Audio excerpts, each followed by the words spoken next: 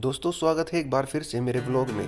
दोस्तों इस व्लॉग में आप देखेंगे ईसा खां की मस्जिद, जो कि ईसा खां के मकबरे के राइट हैंड पर है। और ये ईसा खां का मकबरा हुमायूं मकबरे के परिसर के अंदर ही पड़ता है। दोस्तों ये मस्जिद बड़ी खूबसूरत है और इसके अंदर 3 कक्ष है और ये चारों तरफ से एक चबूतरे के घिरी हुई है। आइए जानते हैं इस मस्जिद के बारे में, जो कि देखने में बड़ी खूबसूरत है। दोस्तों ये रास्ता जाता है ईसा खां की मस्जिद की तरफ। ये आप देख सकते हैं यहाँ पर मस्जिद के 3 दरवाजे हैं। एक मुख्य दरवाजा है, बड़ा है, और उसके साइड में 2 छोटे छोटे दरवाजे हैं और ये काफ़ी ऊंचाई पर बनी गई है ज़मीन के मुकाबले।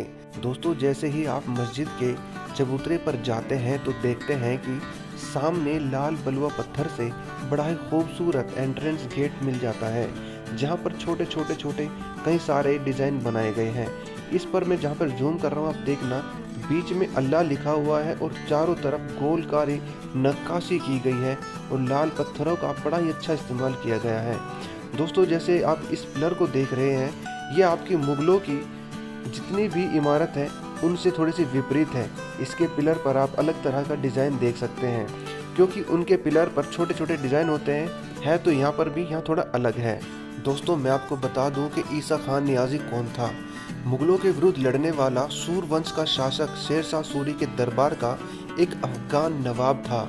ईसा खां का मकबरा हुमायूं के मकबरे के परिसर में ही पड़ता है, जैसे कि मैंने आपको पहले बताया है।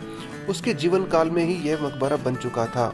उसके बाद उसके पूरे परिवार के लिए यह मकबरा काम आया। दोस्तों इस तरह की मस्जिद आपको दिल्ली सल्तनत, लोधी काल और मुगल वंश के बीच में जितनी मस्जिद बनाई गई है उसमें भी समान नज़र आएगी, लेकिन कुछ चीज़ें अलग होती है, जैसे कि हमेशा कोई ना कोई अलग करता है।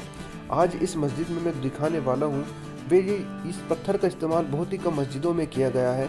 या तो छोटे छोटे बेजोड़ पत्थर को चूने के साथ मिलाकर बनाया जाता था, जैसे कि आप ऊपर देख रहे हैं। इस तरह के बड़े बड़े पत्थर कहीं कहीं देखने को मिलते हैं।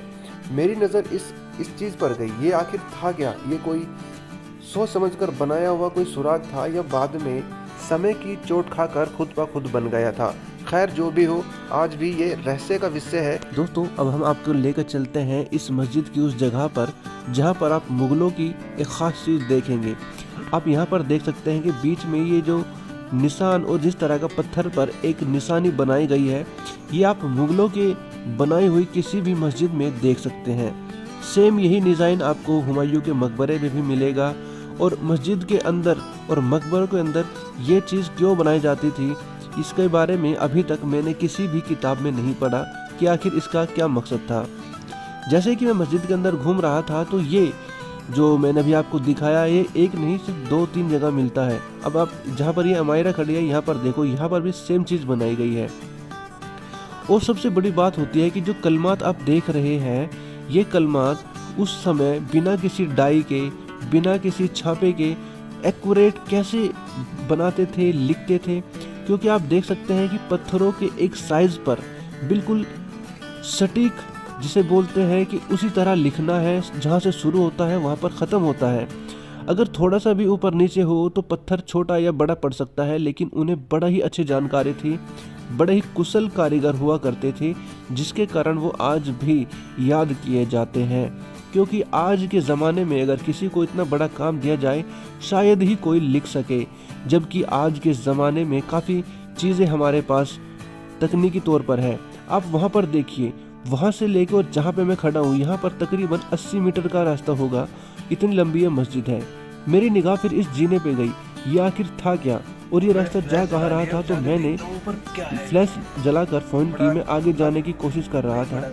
जैसे ही मैं 10 सीढ़ियाँ ऊपर गया तो मुझे कुछ नज़र नहीं आया। फिर लास्ट में मैंने देखा कि यहाँ पर रास्ता बंद है, क्लोज है।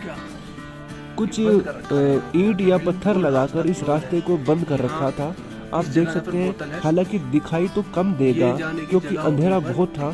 अब यहाँ पर आकर मैं स्टक हो गया, अटक गया, क्योंकि रास्ता पूरी तरह से यहाँ से बंद कर रखा था ताकि कोई इसके ऊपर न जा सके। हालांकि ऊपर जाने के यहाँ पर 2 और दरवाजे हैं जो मस्जिद के बाहर से ही जाते थे। मुझे यहाँ पर रास्ता नहीं मिला, इसलिए मैं यहाँ से वापस चला आया। फिर जब मैं वापस आ रहा था तो मैंने देखा कि यहाँ पर जो प्लास्टर है ये हटा हुआ है। मैंने देखने की कोशिश करी तो ये नीचे गिर गया। अब मैं समझ गया कि ये इतनी पुरानी हो चुकी है कि यहाँ पर किसी चीज़ को हाथ लगाना ठीक नहीं है, क्योंकि जैसे मैंने हाथ लगाया, हाथ भी नहीं लगाया था, सिर्फ उंगली से टच किया था और ये प्लास्टर नीचे गिर चुका था, क्योंकि प्लास्टर इतना पुराना हो गया है यहाँ पर। इसलिए कहते हैं कि किसी भी जगह पर जाओ तो अपने हाथ को संभाल कर रखना। दोस्तों, मस्जिद के बाहर ये एक पेड़ है और ये पेड़ इतना खूबसूरत है, मानो ऐसा लगता है किसी ने हाथों से डिज़ाइन किया हो। हालांकि डिज़ाइन करने वाला तो ऊपर वाला ही है, लेकिन फिर भी इस पेड़ को देखकर आपको एक अच्छी फीलिंग आएगी और आपका जो मन है वो तरोताज़ा हो जाएगा, क्योंकि इस पेड़ में है ही ऐसी बात। ये दिखने में जितना घना है, अंदर से जाकर मैं आपको दिखाऊंगा कि कितना खूबसूरत है। दोस्तों, उस पेड़ को मैं ज़रूर दिखाऊंगा, लेकिन पहले आप यहाँ पर एक चीज़ देख सकते हैं जो बहुत ही यूनिक है। आज भी वहाँ पर पानी मौजूद है। आप समझ गए होंगे मैं किसकी बात कर रहा हूँ। जी हाँ दोस्तों, मैं बात कर रहा हूँ इस मस्जिद में मौजूद एक कुएं की। यहाँ पर ये कुआं अभी तक जिंदा है। हालांकि इसको सरकार ने बंद कर रखा है ताकि कोई बच्चा या कोई बड़ा इसके अंदर झांकते वक्त नीचे न गिर जाए, इसलिए जालियों से इसको ढका है। आप जूम कर देखें, यहाँ पर पानी नज़र आएगा जो कि गंदा है, क्योंकि लोग इसमें कुछ भी डाल सकते हैं और ये बहुत गंदी और बुरी आदत है दोस्तों। क्योंकि हर मस्जिद के पास एक कुआं होना बहुत ही लाजमी था, क्योंकि मस्जिद में जब वज़ू करने आते थे तो वो वहाँ पर पानी कहाँ से लाए।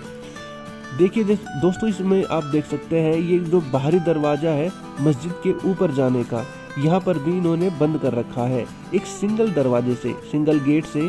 जैसे कि हमारे घर में 2 किवाड़ होते हैं, उसमें से एक गेट से उन्होंने बंद कर रखा है। इस मस्जिद के चारों तरफ ये जो आप खाने देख रहे हैं, इस पर जाने का एक रास्ता है, उसको भी आपने बंद कर दिया। अब दोस्तों, मैं आपको लेकर चलता हूँ उस जगह जो मैंने आपसे प्रॉमिस की थी, क्योंकि मैंने बताया था कि मैं उस पेड़ के बारे में आपको ज़रूर दिखाऊंगा। यहाँ पर आपने मस्जिद देख ली, कुआं देख लिया। ये कितना ज़बरदस्त पेड़ है। अगर ये पेड़ आपके आंगन में हो तो आपको बाहर आने का मन नहीं करे। मतलब एक छोटा तना है, अभी मैं इसके पास में जाके दिखा रहा हूँ। ये देखिए कितनी छांव है इस पेड़ की। ये तना है और ऊपर से ऐसा फैला हुआ है जो ना छोटी छोटी छोटी टहनियों से। अगर घर के आंगन में हो, कितना जबरदस्त लगे पेड़, है ना।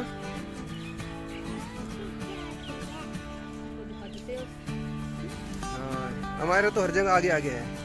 ये है फ्यूचर ब्लॉगर। और हर पेड़ के आसपास में मतलब ऐसे बना रखा है इन्होंने ताकि ए हमारा उधर मत जाओ, सांप है उधर। लेकिन पेड़ बड़ा ही घना और खूबसूरत है, बाहर से भी और अंदर से भी। हमारा बेटा बाहर आओ। ये देखिए, और जस्ट मस्जिद के बगल में ही है। कितना घना पेड़ है, मैंने जिंदगी में पहले कभी नहीं देखा था पेड़।